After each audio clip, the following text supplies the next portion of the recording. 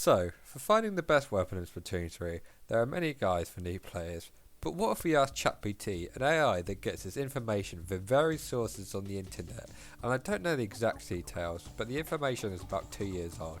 I don't know what the exact number of years it's out of date is, but it's from before Splatoon 3 is out, so it will definitely tell us what we need to know and what the best weapons for new players are, so let's get into it. The first weapon that I recommend is the Splattershot Junior. This is a good weapon for new players because it's the first weapon you unlock and it's good for getting players used to turfing and learning that about the game is not all about killing. But that is not why ChatGPT recommends it. It says it has good accuracy, decent range and a fast fire rate. The accuracy is wrong, we all know it has a wide spread. And the weapon definitely doesn't have a long range, it's a short range weapon, but the fire rate is right. Seems to be talking about a weapon more like the end zap. Not to say that the Junior is bad for new players, it's still a very good weapon for new players. It can even carry through to some more advanced players. But it's recommending it for all the wrong reasons. It also says that it comes with ink armor, a special that provides a defensive boost to you and your teammates. This information is just flat out of date from Splatoon 3. The Junior now has a big bubbler, which is a great special for it. The ink armor didn't even get into Splatoon 3. The next weapon that I recommend is the Aerospray MG. This is a good weapon for spraying and inking over large areas, and it definitely gets the details correct. It also gets the weapon stats correct. It has a wide spread and high fire rate. Where the info becomes old is where it states it has the curling bomb and ink storm.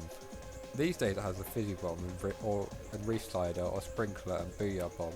The first one has just been a bit of fun and casual, the second one being fun to spam booyah bombs, but it can also, because of the power of the booyah bomb, it can also see some actual competitive use, unlike the reef slider that needs a buff, but it's still fun every so often. The third weapon that I recommend is the Splat Roller, which is stated as a close range weapon that is easy to pick up and play. I have to agree with this, it is easy but it does require a bit of thinking with gear abilities to use. This is good for new players to learn what the gear system is like. It states that it can allow players to cover areas and turf quickly, which it can do this quite well, and this might make new players think that this is the role of a roller, but the roller's role is more of a slay weapon for taking out opponents and make sure the enemy team is always one player down in competitive. It does not mention what it thinks the sub is, but it mentions its special, which it thinks is the splashdown, which is also another special that did not make it in Splatoon 3 multiplayer, and I never played Splatoon 2, so I'll take your guys' word for it when you said you've missed it. The third weapon I'd recommend is the Splattershot for the reason. The Splattershot is a balanced weapon that offers a good mix of range, accuracy and fire rate. It's versatile in both turfing and splatting opponents. I have to agree with this reason fully, it's what I say made me recommend the Splattershot to all new players. And this is the weapon that made me get into Splatoon a lot more seriously, so it correctly states that its sub is the Splat Bomb, which it does have in Splatoon 3, but it incorrectly states that its special is the Inkjet, which it isn't. I'm very happy that it's not the Inkjet, because I do not like that special and I love using the Splattershot. It does have the Trizooka, and if new players are using it, it can help them improve their range at long range accuracy. The final weapon that I recommend is the Dually Squelchers for the reason. The Dually Squelchers are a dual wielding pistol that offers a combination of range and mobility.